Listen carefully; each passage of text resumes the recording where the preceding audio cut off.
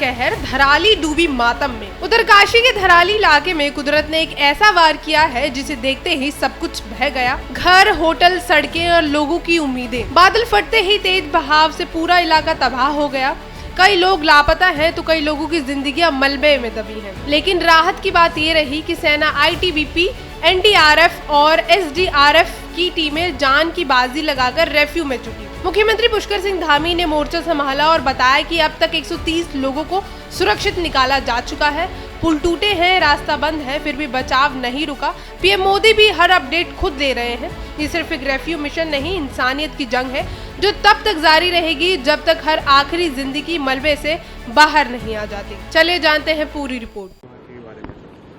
अभी जो हमारा कल धराली की आपदा आई है, उस आपदा में सभी एजेंसियां हमारी वहां पर काम कर रही है। सेना के लोग भी काम कर रहे हैं बचाव और राहत के काम में। ITBP लगी है, NDRF, SDRF और स्थानीय लोग, सभी लोग आगे आकर, हमारे जनप्रतिनिधि भी, सभी लोग बचाव के काम में लगे हैं।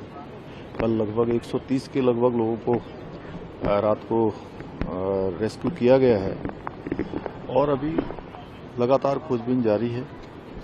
रास्ते में चूंकि काफी ज्यादा मौसम खराब होने के कारण से अनेक स्थानों पर मार्गों का जो संपर्क है वो कट गया है और कुछ पुल भी जो है क्षतिग्रस्त हो गए हैं। उसके कारण से वहां पर पहुंचना भी मुश्किल हो रहा है।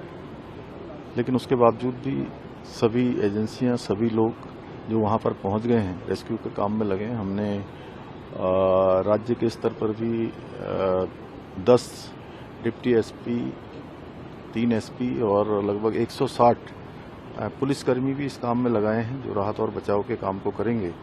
इसी प्रकार से आपदा राहत का जो परिचालन केंद्र है देहरादून का, वो 24 घंटे काम कर रहा है, 24 घंटे समन्वय बना रहा है। वहां से 3 वरिष्ठ अधिकारी भी इस आपदा के लिए डिप्यूट किए गए हैं जो यहाँ पर पहले अपनी सेवा देकर गए हैं, DM के रूप में या अन्य किसी जिम्मेदारी पर यहाँ पर रहे हैं। गृह सचिव श्री शैलेश बगोली को पूरे 24 घंटे के लिए आपदा परिचालन केंद्र का वहाँ पर समन्वय का काम उनके पास है। वो सभी से बात कर रहे हैं, सभी एजेंसियों से सभी प्रकार की आपदा प्रबंधन जो हमारा डिपार्टमेंट है वो सभी प्रकार के जो नए इक्विपमेंट्स हैं उनको उपलब्ध कराने का काम कर रहा है। सेना के हेलीकॉप्टर भी तैनात हैं। जैसे ही ये जो मौसम ठीक होता है तो वो सेना के हेलीकॉप्टरों से भी रेस्क्यू अभियान किया जाएगा। भोजन पैकेट इत्यादि बनाए गए हैं, भोजन सामग्री की कमी न हो। डॉक्टरों की टीम भी बनाई गई है। इसके साथ साथ खाद्य विभाग भी पूरी तरह से एक्टिवेट है। बिजली की जो सप्लाई है, कल पूरी तरह से वो लाइनें क्षतिग्रस्त हो गई थी। बिजली को फिर से रिस्टोर करने का काम तेजी से चल रहा है, नई केबल डालकर, क्योंकि मौसम बड़ी चुनौती वहाँ पर बना हुआ है। जल्दी ही जो है बिजली चालू हो जाएगी तो वहाँ पर जो अभी टावर काम नहीं कर पा रहा है, मोबाइल इत्यादि उस टावर से नहीं कर पा रहे। मैंने वहाँ के 3-4 ग्रामीणों से बात की है, वहाँ के जिला पंचायत सदस्य हैं, अन्य लोग हैं। उन्होंने बताया है कि वो सभी से संपर्क स्थापित करने का प्रयास कर रहे हैं। हमारा हर संभव प्रयास है कि सभी को जो है सुरक्षित निकाला जाए। एक एक जान हमारे लिए बहुत कीमती है।